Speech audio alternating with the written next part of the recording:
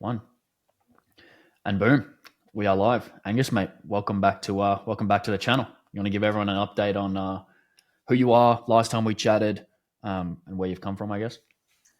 Yeah, thanks, mate. I wish I was back in person to run this for a V2. We'll have to run another one in a few months. But yeah, I'm Angus. You maybe have seen the video Leo's referencing from about a year ago now. I was going to say 3 months ago, but about a year ago now. I run an email marketing agency called marketingemails.com, based in Australia, and yeah, been sort of scaling up over the last couple of years with the assistance of Leo, and here to tell a bit about all the things that have sort of gone our way, I guess, in the last 12 months. Yeah, run a quick little victory lap. Nothing wrong with that. But yeah, so last time we chatted, we were talking about you hitting like 60K a month. Um, I think now you're at like 230 a month. But do you want to give us the breakdown on what's cash collected, what's MRR, what's coming from setups, what's coming from project work? Give us the rundown. Yeah, well, about 230. 95% of that is MRR, or 90% of that would be MRR.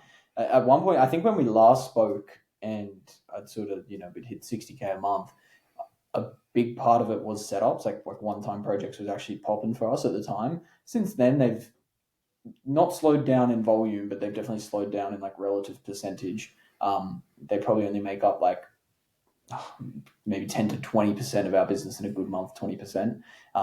So vast majority of it is retainers and MRR at the moment.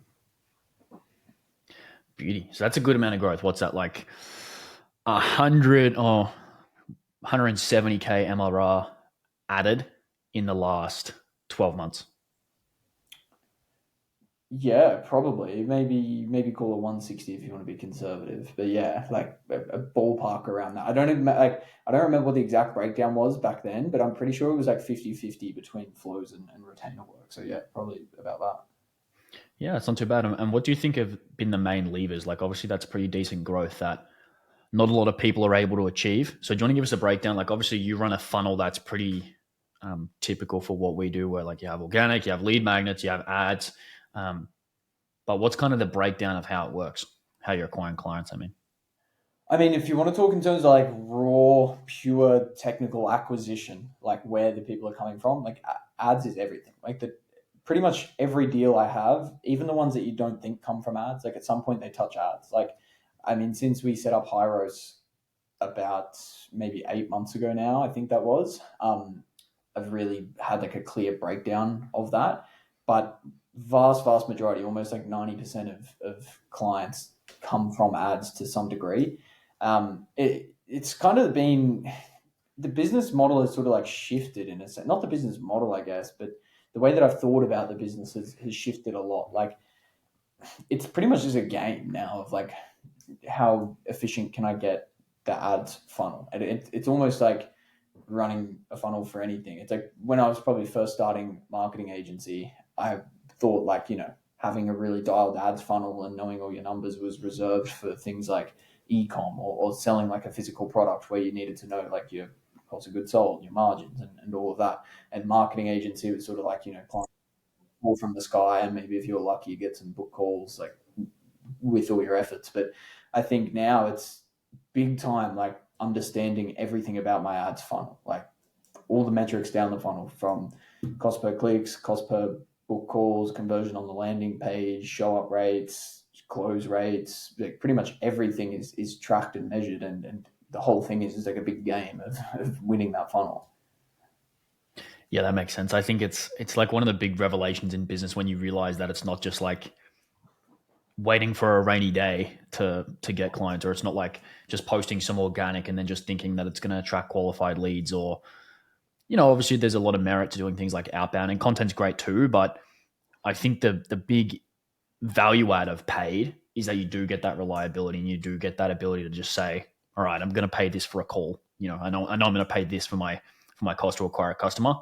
And then particularly with an agency, like the big thing you're trying to do at all times is like manage bringing in clients and also scaling your team at the same time, which I knew was a bit dicey for us at different times, because it's like if you sign 20 clients in a month, I don't know what the biggest amount of clients we had in a month was. Um, that's pretty operationally straining.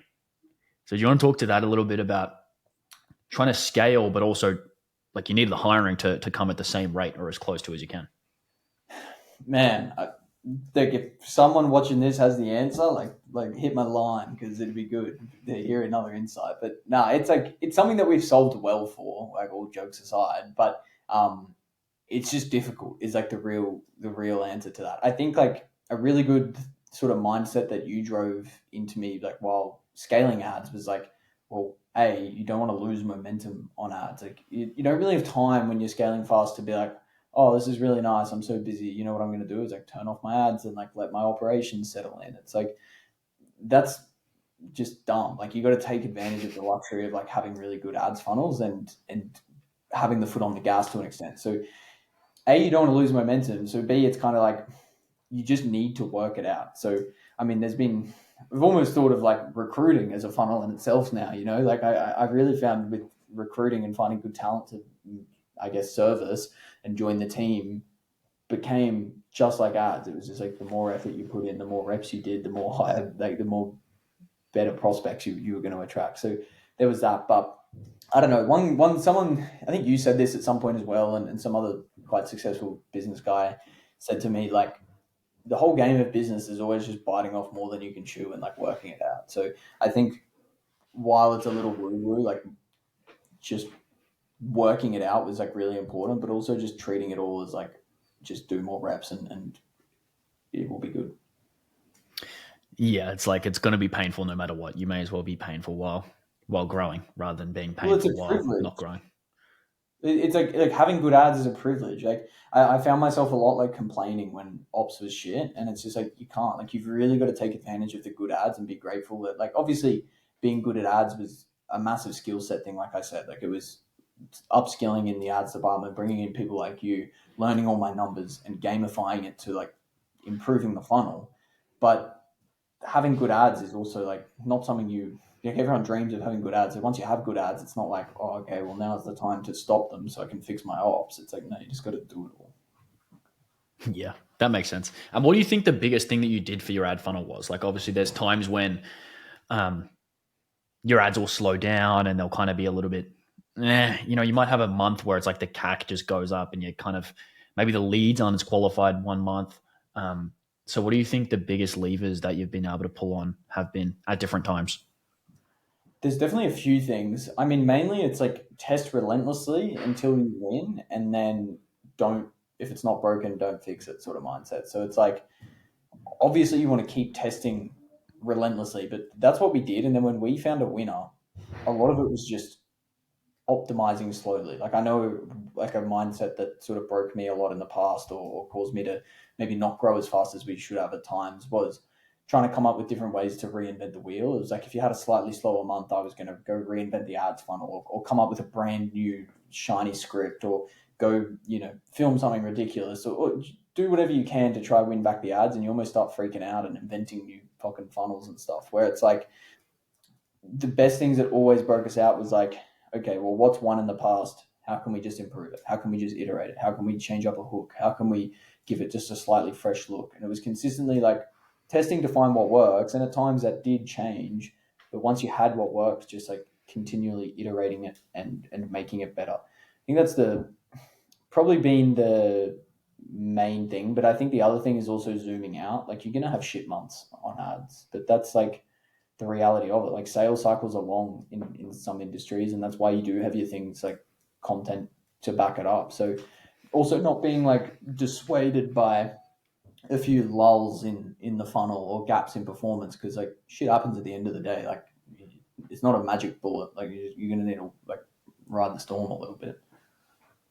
Yeah, for sure. And I think the issue there is like number one, a lot of people view paid ads as like this big monster just because you have to like pay money to Zuckerberg. So it's like almost this pre-tension so that then when your stuff that was working stops working due to like creative fatigue or offer fatigue or whatever, a lot of times you can be quick to kind of push the button to blow it up or something.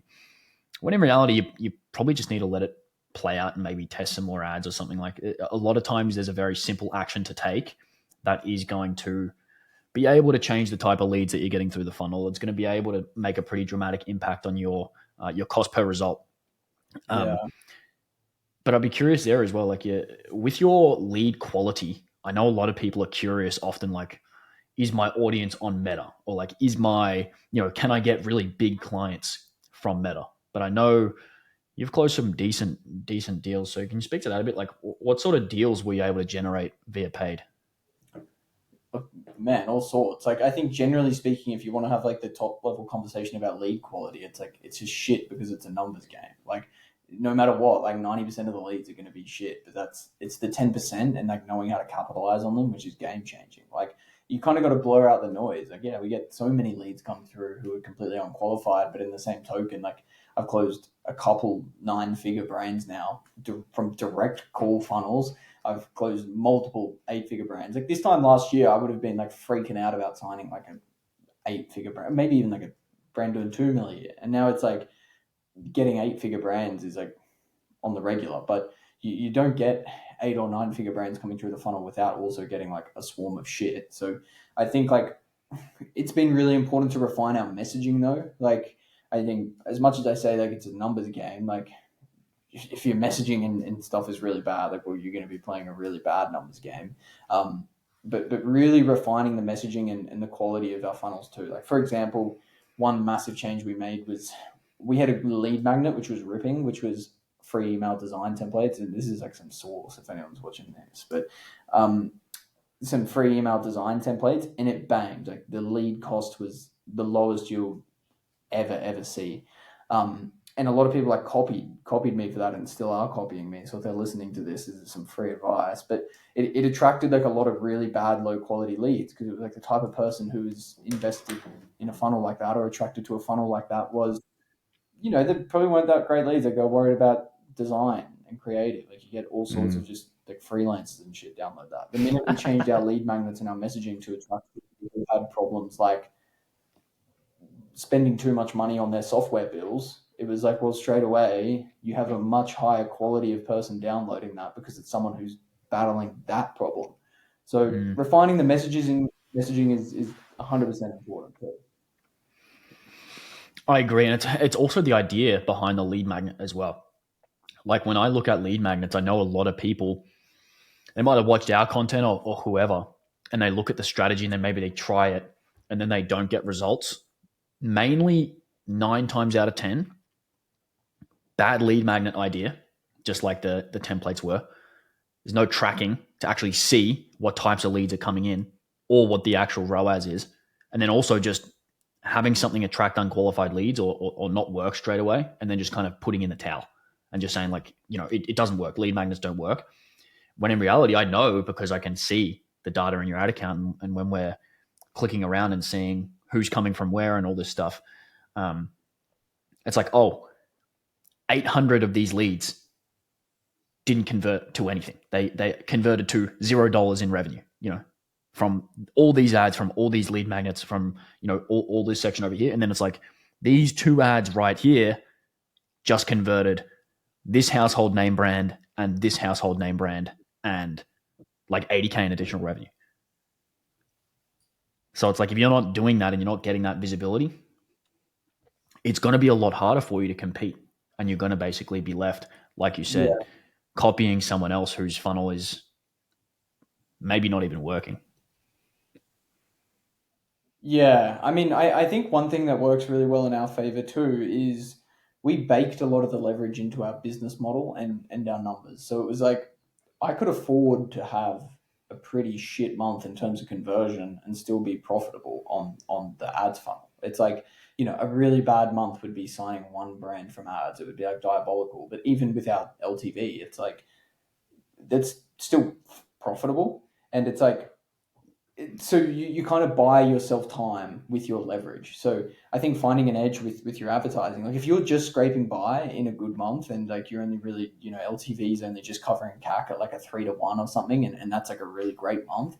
It's like, bro, like you're not going to be prepared for a fucking bad month. So like when things are humming, you need to be taking full advantage and making sure that like, well, my LTV to CAC and Hormozy video really opened my eyes to this because a lot of people talk about 3 to 1 LTV to CAC as like the golden ratio of like, oh man, you're pumping. But the reality is like you're not really pumping unless you're doing like 10 or 20 to 1.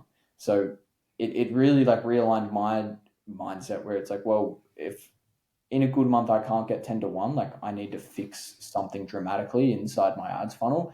But that also allows us for like, if we have a shit month and it's 4 to 1, it's like people, that's still a level in which like people would like pray to be at. So you buying yourself leverage in that regard with your LTV, and just like standards wise in terms of what results you should be getting is was really important. Yeah, and at the end of the day, with an agency or with like obviously you guys are writing emails for people, it's like in theory that should not be a demand constrained business because what type of e-commerce stores and brands want to write their own emails? Like very, very few of them are going to have an in-house team that's actually worth its salt, you know? Um, and I think a lot of agencies almost get stuck, like people in your position, they get stuck by having to always be figuring out their client acquisition. And it's like, dude, that's like step one. Like if you can't get clients, the actual difficult part is scaling your team and all the people. Like it should be a, supply constraint thing where you just have so much demand. And a lot of times that does come down to like the client results and things of that nature. Um, but yeah, I guess pivoting lanes a little bit. I think the thing that you've done really well is to really maximize the gains outside of your ad account as well. Like obviously you can test a bunch of creative, you can make landing pages and stuff, you get cost per click down. Um, but I think as a result of you doing so much advertising and then also maintaining things like content, things like your email list, at the end of the day, that's what actually leads to that long term success where you have kind of a reputation in the market and you're able to start accessing those bigger brands like 8 and 9 figure clients. So what's that been like? Like, how have you maintained that routine of getting all that stuff done? Well, man, to be honest, like my content has been like bad by my standards. It's been a lot better in the last sort of 2 months, mind you, but it at times it hasn't. Like at times you do need to prioritize. It's like when I was trying to run ops, scale ads, test ads, film content, write my newsletter, film YouTube. Like there was just weeks where I just wasn't doing it, and that's kind of just part of it. And knowing where to prioritize your resources is a genuine skill because like if you're gonna drop the ball, there's gonna be sacrifices in those times where you are really like cracking the funnel. So it is about kind of, I'm not going to set unrealistic expectations and be one of those guys where it's like, oh, well, I'm just going to do it all. And it's like, well, you end up just doing shit quality and ticking boxes. So I'd rather realign and be like, what can I cut this week? That's just going to have to be. So I think having priorities was really important there. But I think also like the relationship side, like you're gonna have natural strengths. Like I wasn't a naturally great advertiser. Like I didn't know funnels and stuff. Like my natural strength was probably the relationships and the networking to an extent. So I did, or I have probably benefited more from some of that stuff as we've grown, and content amplifies that and ads amplify that to allow you to get your name out there. But I think like I'm a bit old school in that regard. Like I really like calling people, having a chat, like building connections with my clients. Like it's more than just sort of like a transactional thing. So I think in terms of like not just sort of being a bot who's just so concerned about your own pocket is like probably one of the bigger things you can do. And it's kind of a lost art of like scaling businesses as a young person these days is like, oh, what you mean I can't just sit in my room for 19 hours a day? I've got to actually like go out and like make like relationships. It's like, yeah, that's sort of like part of it.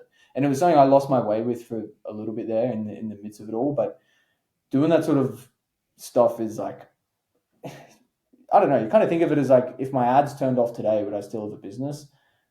A lot of people wouldn't, and that's okay because your ads are so great. But I don't know. I like to prepare for the worst in that regard. Yeah, you made a good point of like sometimes you're not going to hit all your daily input. So you're not going to post however many YouTube videos a week, or you're not going to post all the reels you need or test as much ad creative as what you need to. But in many cases, actually getting something done is way better than nothing. But what I see a lot, particularly with people that are trying to scale, is that maybe one day they can't get 5 focused hours in, or one day they can't get as many focused hours in as they wanted to because they have client calls or sales calls or whatever.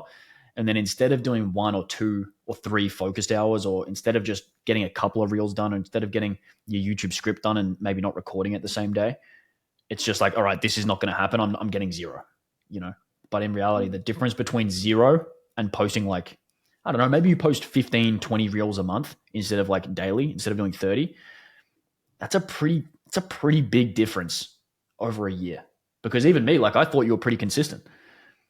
I didn't even realize that you weren't that consistent because it's like consistent enough, like you can still see Well, it. yeah, yeah, I am consistent. Like I do ebb and flow. Like if you really looked at everything, like you'd be like, oh, you didn't post for fucking 5 days there. But like, um, no, it is building a muscle too. Like you kind of just learn to. I think the focus hours thing. Like I mean, we discussed this back in the first video. Like that was sort of a skill that I trained back then, and I think it's a skill that you need to train early on. Is the focus hours and learning to prioritize tasks. And I sort of probably taught myself to do it when I didn't need to, and it's kind of like then when you do need the skill, it is there. So like I can comfortably like write a bunch of good newsletters, script a YouTube video, write reels, and run the business in a week. But yeah, like you said, some weeks it doesn't happen, and being like knowing like someone said to me once, and it really stuck. It's like half the skill of like being a good businessman is just knowing how to allocate resources into the right areas at the right time. It's like where's the arbitrage right now, and like knowing where to take advantage of it. So I think like in the weeks where shit is hectic, or maybe there's been weeks where my ads are firing like off charts, and I'm like, I actually just don't have time to film more ad creatives this week. That'll do, and then you go and put your effort elsewhere. Like I think knowing your numbers helps you sort of make those decisions in a sense as well. Yeah, and to be fair, I reckon I told you that as well. Probably it's just be like Leo's wisdom. Yeah, chuck it in. I'll chuck it in the book when it comes out. One day it'll pop out. But yeah, that probably brings up a good point as well. Obviously, I think there'd be a ton of people listening to this right now. Maybe they're at like just under the 7 figure mark, or they're probably just above the 7 figure mark, and they're looking to replicate similar results to you, where you can pretty much 2 or 3x across 12 months. And then now it kind of goes from being really around like a hobby business or a business where it's just you and some team members to being an actual legit operation that's doing multiple 7 figures a year and planning on doing much more than that in the near future. So what would you tell yourself if you could have spoken to yourself right around the time where we did our last interview? What would be like a couple of the things that you were like, fuck, I wish I knew that at the time? Man, it's it's like infinite. I feel like what would I tell myself last month? Even it's like an infinite list. It's a very quickly changing game when you're scaling that quickly. Like if you're someone who's gone from 20 to 30 to a 7 figure business to a team of 20, like whatever in the space of a year, every month is you're just forced to learn and adapt. So the learnings change very quickly. But I think if I was to cast my mind back to like last May, I think team team and standards across everything is like so important. Like I can only control my inputs, which is my focused hours, which is testing, filming ads, doing everything I need to do on the content and the sales side. But at some point, you need to delegate and install the right people. And I think when you do that, your standards have to be way higher than you think. Like I've been caught so many times, like having low standards, and not even with the team, but with myself in a sense, where it's like, oh, this ad is fine, or like this this close rate is all good for now, or this show rate is fine, or like this team member's performing well enough, or this deal is good enough to take. And I think you really just need to have like that abundance mindset in a sense, and not to get too mindset-y, but so on a technical level, like you operate out of like a level of excellence. Like I really had to surround myself with people who were kind of ruthless in a sense to bring that side out of me because it wasn't natural. And hold myself to much higher standards and hold myself accountable to do all those things. So I think like on a mindset level, it's like complete standards, raise across the board, raise them even higher than you think you need to. Um, Maybe some like technical lessons I would really go back and change is like I guess in the same sense with standards and maybe me being a little nice at times is like contracts and collecting cash and ensuring the finances side is right. Like we've had so many issues over the months of like just delayed payments. Like clients forget invoices for a week, but when 20 clients do that, it's like, fuck, well, we've had, a large chunk of invoices now roll over. And it's like, and having the finances sorted. Like I haven't had a good finance person until the last couple of months. And there was like a 6 month period where it was just like genuine total chaos because no one teaches you like that stuff. I tend to agree.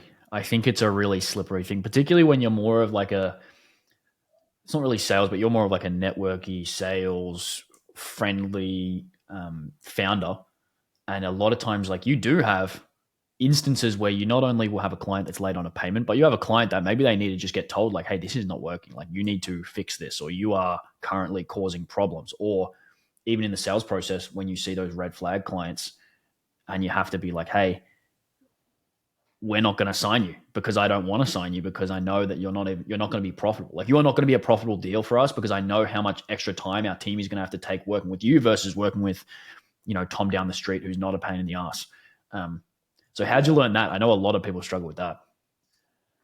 Trial and error, to be honest. Like we took on a few deals that you probably overlook the red flags the first time you see them. Like you don't know they're red flags. And then just firing those people. I think a thing for me is like, and it's going to sound bad, but it's like, how much is your team bitching and moaning? And it's like, it's kind of like a top signal in a sense, particularly with clients. It's like my pet peeve is like when people complain and they don't have a solution. Like especially as a founder in like a fast pace, is like you need competent people who can just act and make decisions. So when you have like a generally competent team member coming to you and like spending 20 minutes like complaining about a client, it's like, guys, either you need to fix this problem or this client has to go like today because this is already too much of both of our time like spent on trying to make a dumb decision. So I think like you've really got to be ruthless with your time in that sense. So and that helps you identify the red flags sooner. Most red flags I've found have been time oriented. Like they want you to do a bunch of work in advance, or like they already express something about like, or they just complain about their last agency and like revision processes, and it's just like the minute you think someone's going to take up like a disproportionate amount of time, you got to cut. But again, I've almost probably had a more like a middle ground mindset to this. Like some people are really quick to cut clients, and that's great, and some people hold on to them for far too long. Mine's kind of like a middle ground where it's like the 80-20 rule, like 80% of your clients are going to be great. And to get those clients, you're going to have to deal with the 20% of shit ones. And that's part of it. Like you kind of also make 20% more money by just weathering the shit clients a little bit. And that's part of life. So, um, I don't know. I haven't fully worked it out, as you might be able to tell, but definitely work in progress. Like protecting your time, money's never worth it, but also I don't know, put up with it a little bit as part of getting a good client. Yeah, well, it's a really fine line, is kind of what you're saying. Like, there's a very thin line between, no, this client is actively costing us money because of the amount of resources that we're sapping into it, versus maybe they had a revision that we should have caught, and it's actually our fault, which I think Yeah, people are not ready to talk about. Like, there's a man. very, like, people say like $500 a month clients versus 5K a month clients. It's like, are you worth $5,000 a month? Like, like it is. We have to look at I these things objectively. I've had a lot of that where my team members will come to me and complain about something, and I'm like, well, I wouldn't have fucking done that. So why did you do it? And it's kind of like you have to enforce those standards on your team, and it's also like you've just got to look at it as a pure numbers and capacity thing. Like one key takeaway from this video is like everything is just going to be a numbers game. But it's like if I know I have an account manager who can handle hypothetically for just sake of round numbers 10 clients, 8 of them are good and 2 of them are really bad. He's got enough time to service all 10, but he won't stop like complaining about the 2 clients that are really bad and taking up a lot of his time. I'm like, are you still giving a good service to those other 8 clients and the other 2 are just annoying you, and getting rid of them would be a luxury? Well, you do have to weigh up like your team sentiment to a degree, but it's like, don't fire clients because you're necessarily just annoyed or not good at dealing with them. Fire them because they're genuinely taking capacity away from doing something better. So I've been quick to do that, but in the sense where someone just wants to like get rid of a client so they can sit around and like twiddle their thumbs and not deal with them, it's like, well, sorry, you kind of need to put up with some shit work from time to time. It's character building. Mm. And at the end of the day, it kind of comes down to the client's level of respect for the work as well. Because I think there are very good clients that it can be kind of difficult to deal with. And sometimes they might be right. So it's kind of your ability and your company's and team's ability to say, like, okay, where have we messed up? Where could we have been better? And then where is it potentially that you're just being a douche client? it's a toss up, and It it's is a respect thing. You probably nailed it with that. Like if I will cop it if a client's being really difficult, but we have time to manage it and they're respectful about it and they're grateful, like that's fine. Like I have clients who demand a lot of my time, but they're amazing people and I get along with them well and it's great. But the minute someone's like a prick, it's just like, well, see you later. yeah. There's a big difference between maybe someone else just has high standards and they're holding your agency to high standards, and them just looking at what you're doing and being very difficult. And I think honestly, like a lot of founders I know that run service based businesses, a big part of it is that they just either feel like shame and they feel really attached, and like their self worth is attached to getting client results, or they get really annoyed and triggered at the client when the client complains. When in reality, they kind of just need to objectively look at it and be like, you know what? Maybe I should have sent that extra tracking email, or maybe I should have just fixed that typo, or maybe we need to get that quality control process in place so we don't make a mistake like that again. And then you can Yeah. just tell that to the client, like, hey, yeah, we did make that typo in that email. Things happen. Much apologies. What we're doing now to fix it is this. And the clients that are the best ones will understand that people mess up, and it's not that big of a deal. It's like, don't do that again. That's obviously going to cost me whatever. Um, Yeah. Well, I think it's a that's fine something. line again.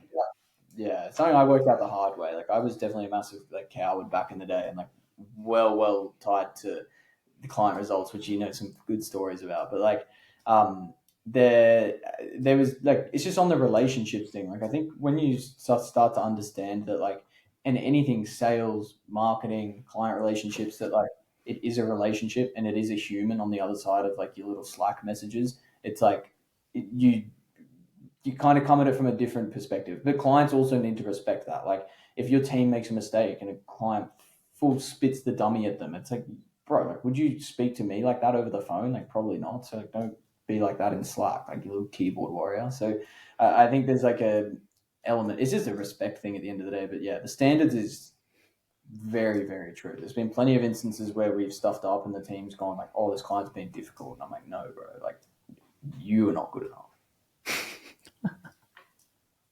Brutal, mate. You said you're a softie. That's pretty Yeah, brutal.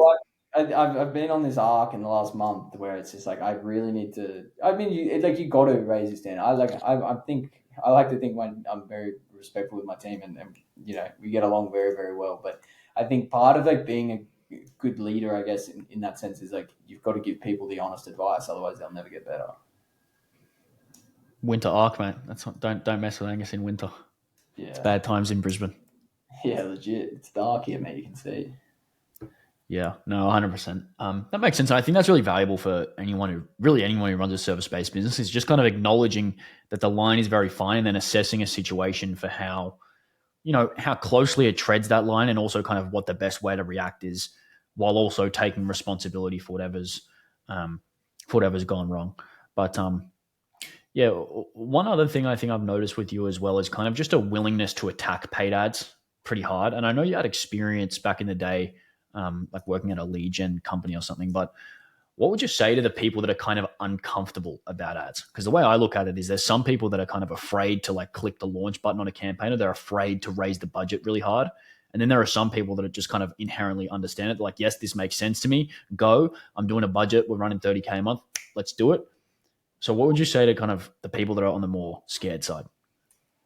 Well, it's like at the end of the day, I mean, probably one, improve your risk tolerance if you're in business. Like you can't be scared of running an ad. But I think like it's also knowing your numbers. Like you can't be so attached to money, especially when you're trying to scale. Like you can't be looking at your bottom line when you're a third of the way. Like if your company is a third of the size that you want it to be, you can't be looking at your bottom line and counting your pennies, going like, oh, I'm making 10K a month profit. Like if I spend 5K a month on ads, like half my profit's gone. Like you really need to be thinking of like, well, what's my future goal and how do I want to get there, and sort of backtracking. Like that was something you did really well with like our initial partnership, is saying like aligning with me of like where do I actually want to go in terms of size of my business, and well what inputs are going to be required to get there. And then it's just an inputs versus outputs thing. And I also know like cliche, but for every dollar you sort of waste on ads, you do get closer to like having a really good ads funnel. So you definitely got to improve your risk tolerance, but you need to know your numbers. Like obviously don't go like if you're not making good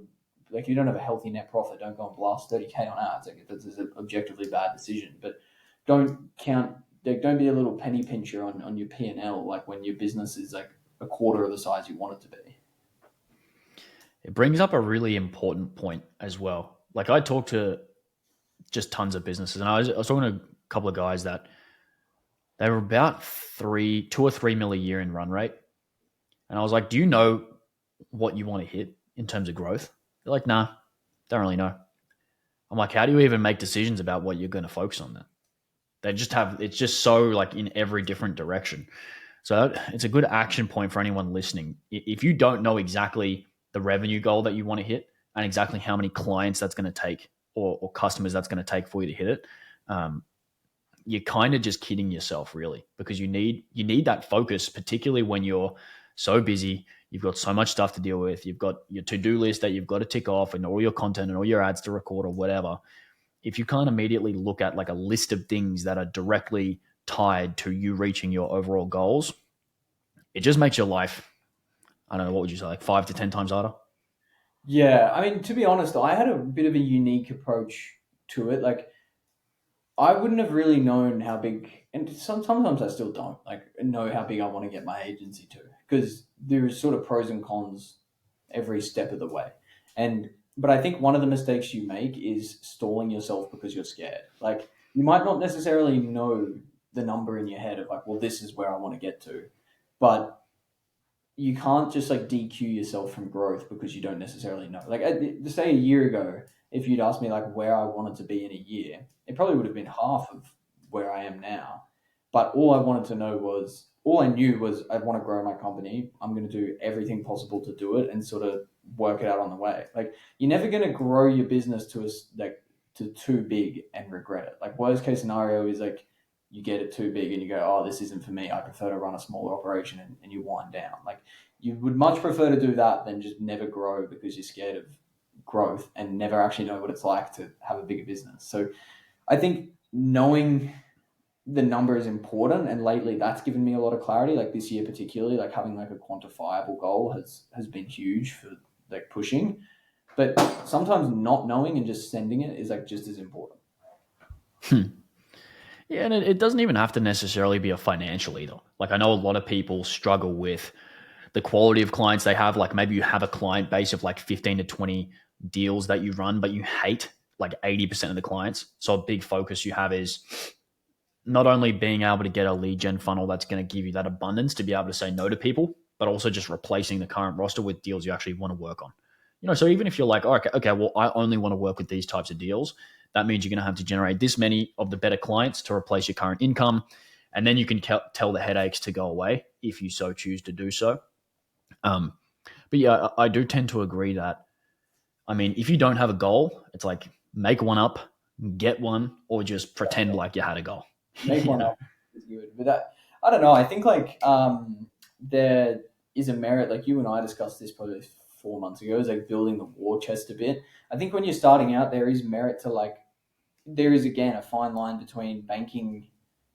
Well, there's a fine line between being a penny pincher where you don't invest in growth whatsoever, but then also making sure you're like building a little bit of a war chest so you can make tough decisions. Like I think if you have enough cash to support like 3 4 months of no revenue or something, then you can easily make a decision where it's like, oh, I hate half these clients. I'm just going to bin them. Like I'm quite an impulsive guy, and I think that serves me well. Like on the ad side, because like I will launch an ads funnel and have no hesitation. But in the same token, like it also serves me well with tough clients because I might make the wrong call in sales and sign someone who's bad. But these days, like you know, I'll just fire them one day. It's kind of like you need to have the war chest to sort of let your impulses and sort of let your natural inclinations play out properly. Like the last thing you want to do is kind of like, you know, tranquilize yourself and dull yourself down. Like I feel like, there is a real art to like operating with a bit of passion and just attacking things and like having the sort of,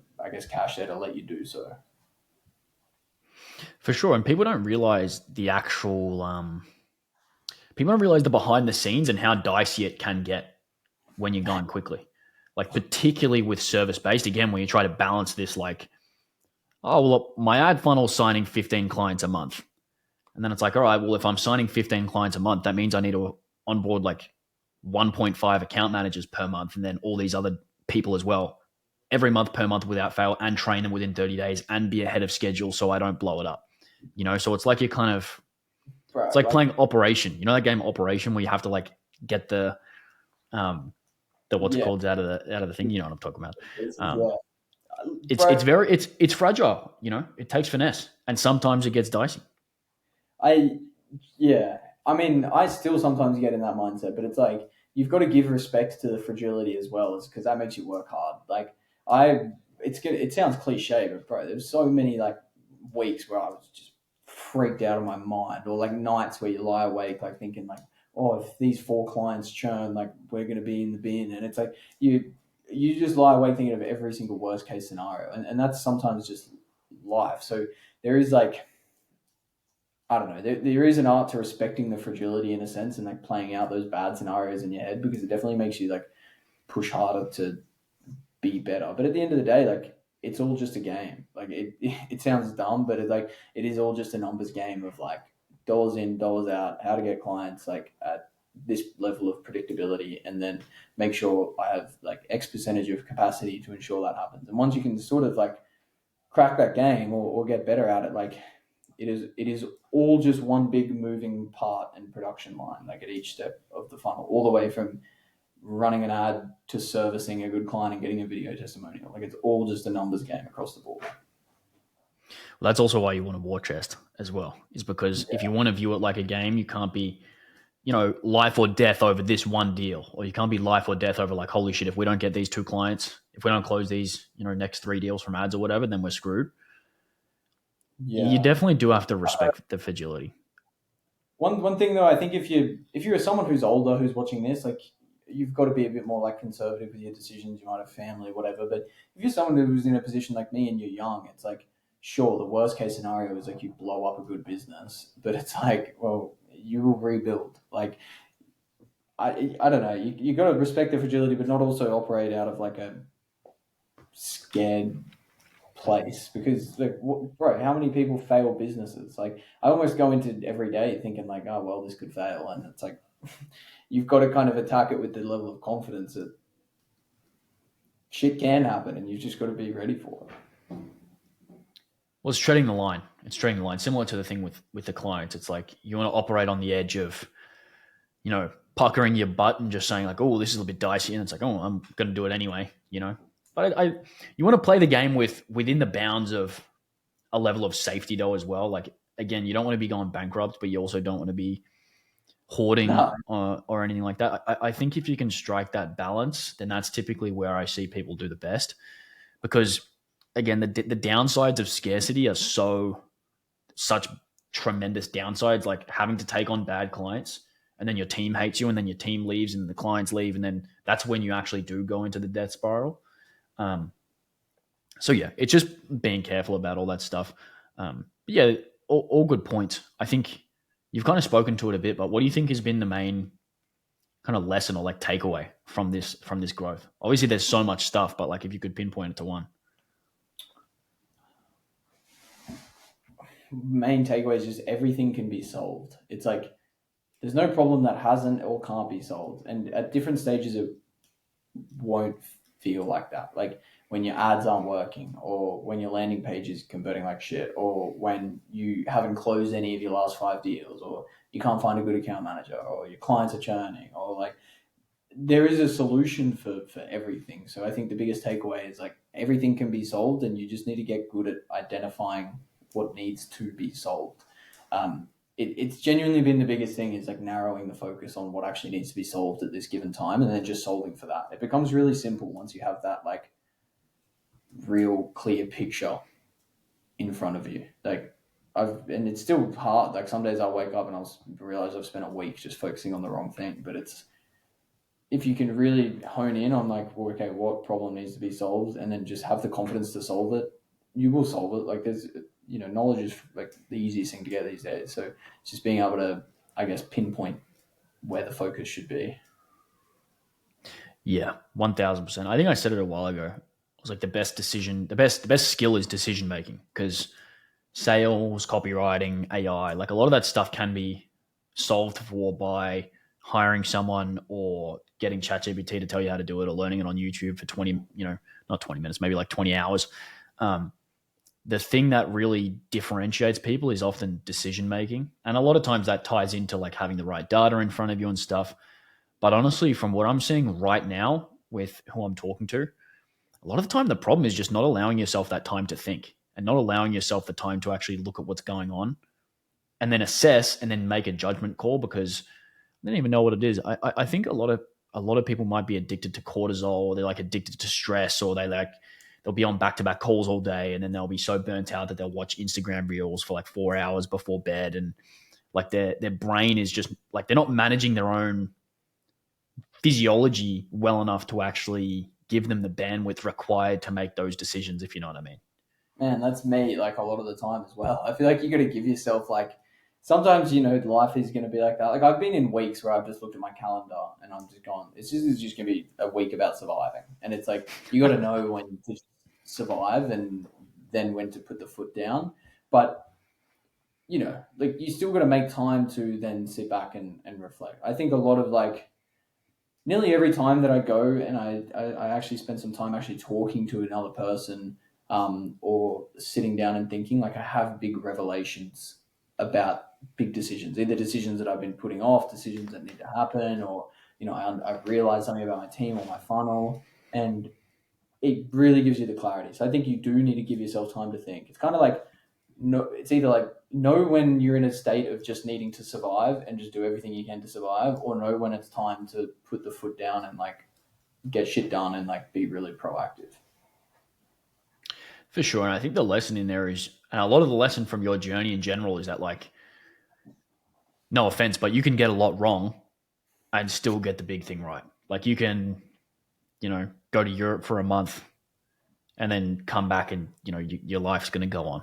Your business is going to go on. But as long as you're kind of pulling those key levers, which is in your case, most likely paid ads and having your content, you know, kind of rolling, and then fulfilling a good service, taking care of your clients. If you do that, you're going to grow at a sustainable rate. Yeah, I mean, you're gonna stuff up as well, man. I'm never like gonna preach perfection either. Like I'm going to go to Europe for another month this year. I'm gonna make the same mistake and I'll make it happily. You can't optimize for everything. It's got to be a bit of fun. No, I agree. There's definitely room for it, and that's what I mean. Like, I think a lot of business owners get in their head about that stuff, which is why I wanted to highlight it, because again, it's like, oh well, if I can't do 25 focused hours this week, then it's over for me. Like I was talking to a 17-year-old who was making like 20K a month, and he was like, oh my god, I'm so behind. Like he's freaking out. So there is an element of, again, it's another fine line for us. It's kind of the theme of today's chat, but you have to tread the line of, yeah, I want to go hard, I want to have everything optimized, but then also just being okay when it's not, because it's never going to be fully optimized, and you are going to have to kind of eat shit at times and then continue and then just not do anything and then crash out in Europe for a month and then come back and then continue scaling and looking after your clients and stuff. Like, the world is not going to explode if you know don't get your Yeah, perfect whoop score.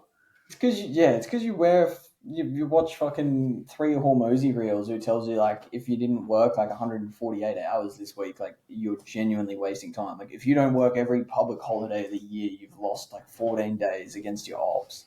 And it's like, brother, like genuinely relax. Like I think if like one of the better things there was a time where I was super stressed about competitors all the time and like always looking at like, oh, what's everyone else doing? Like, is he breathing down my neck? Like, oh my God, is he going to steal my client? And it's like, there is a lot more people out there who are qualified for your service than you think. So you're never really going to run out of leads. And as long as like you only really compare yourself to your own growth, like it doesn't really matter. Like these days I don't give a fuck what a single competitor is doing. As long as our business grew month on month, like that's what matters. Yeah, well, you only care about competitors when you're not getting leads and when you don't have momentum, really. And your ad funnel's been cranking for what, like probably 8 to 12 months or even more than that, right? About a year, I'd say. 13, 14 months. Yeah. Yeah, and what would you say you've consistently signed in terms of revenue per month? Honestly, the actual absolute number has probably been pretty consistent. Like, there's been months where it's been crazy, but it's quite seasonal in e-commerce which is something that I've worked out.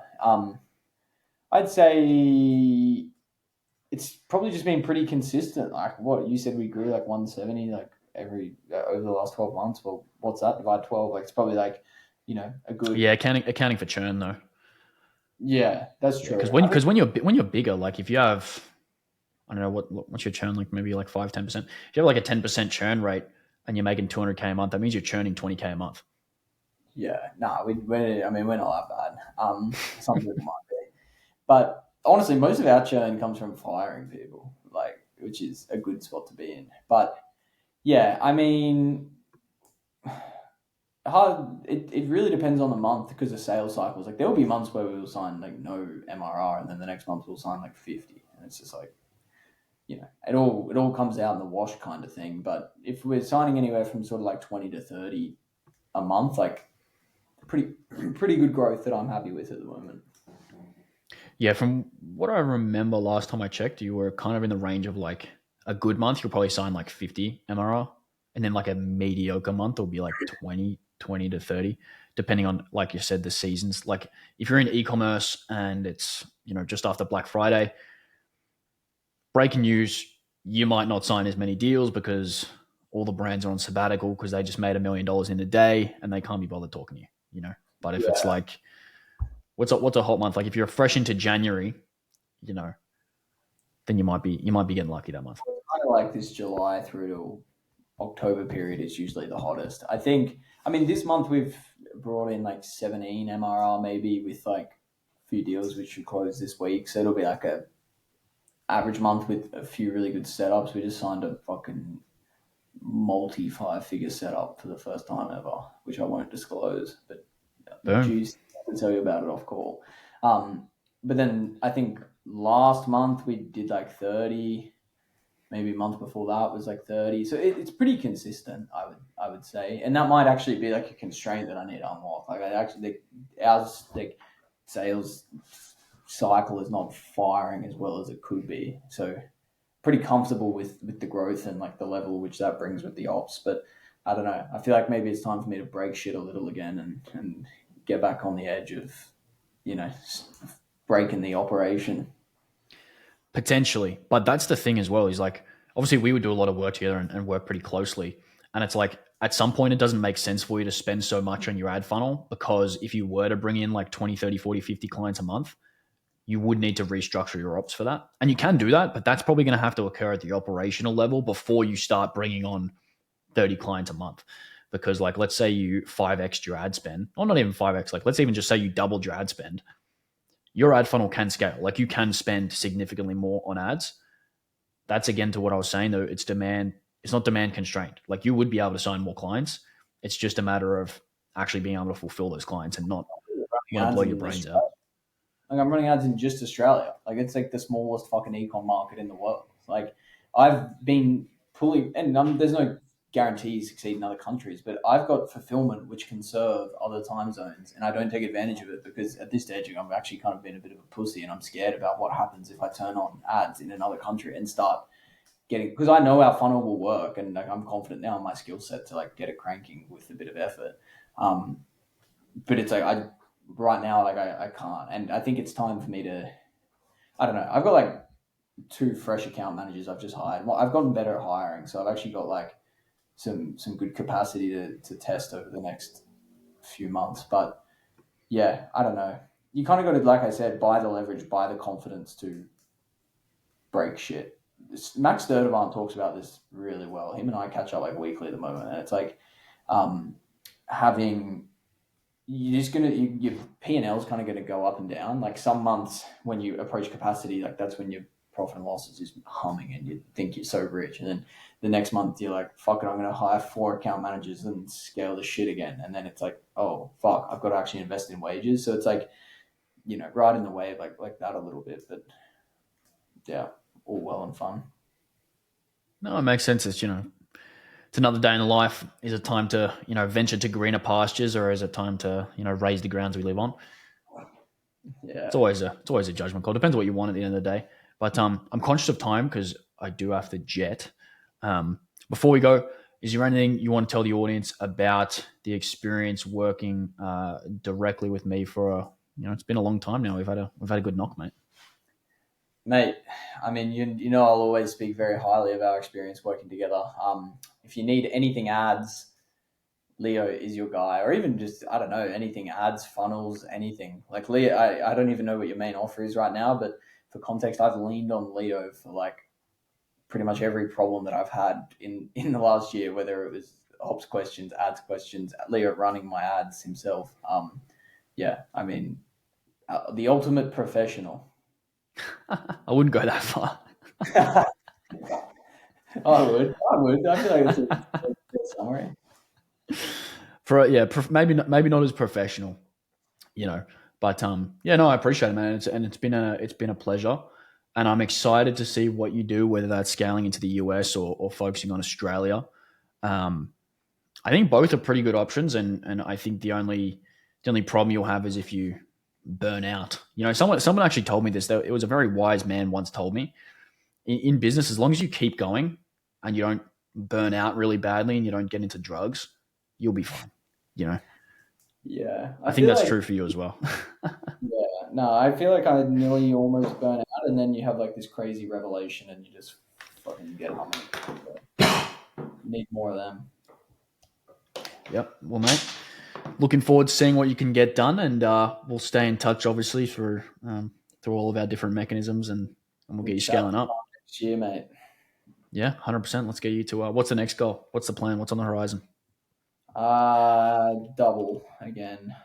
Um, double. I wanted to do that before the end of the year, but we'll see how I go. Yeah, we'll see how the cookie crumbles. You might have a good Black Friday and then blow up your ops. We'll see. Probably, to be honest, but we'll see. All right, we'll see how the cookie crumbles, mate. Thanks for coming on, and we'll speak soon. Easy, mate. Catch up. Ciao.